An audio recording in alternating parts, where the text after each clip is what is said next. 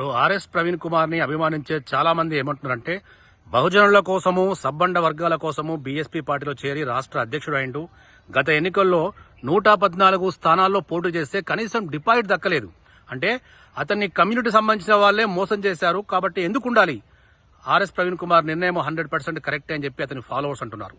దీనిపై అయ్యా ప్రవీణ్ కుమార్ గారు, నువ్వు ఒక్కసారి 114 సీట్లలో పోటీ చేసినావని దళితులే నేను మోసం చేసి అనడం తప్పు. నువ్వు కేసీఆర్ కూడా ఎన్నోసార్లు పోటీ చేసిండు, ఓడిపోయిండు.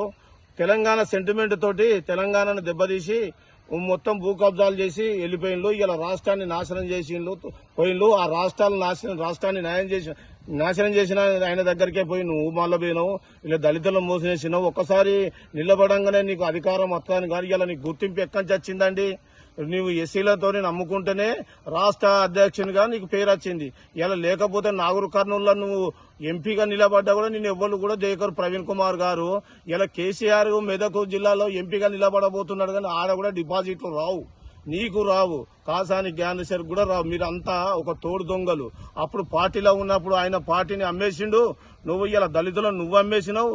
ఇలా కేసీఆర్ తెలంగాణను మొత్తమే ఆయన అమ్మేసిండు. మొత్తం తెలంగాణలో బిడ్డ, కొడుకు, అల్లుడు అందరు కలిసి నలుగురు కలిసి మొత్తం నాశనం చేసి మొత్తం వరంగల్ జిల్లా కానీ తెలంగాణ జిల్లాలో మొత్తం భూ కబ్జాలే ఎమ్మెల్యేలను చేసి ఆ ఎమ్మెల్యేలు ఇవాళ వేరే పార్టీలోకి పోతా అంటే కూడా పోనీయలేకపోతున్నారు. కాబట్టి ఎందుకు పోనీయలేకపోతుంటే వీళ్ళు చేసిన భూ కబ్జాలు మా ఎక్కడ దూరం అవుతాయన్న భయంతో అడ్డుపడుతుంది.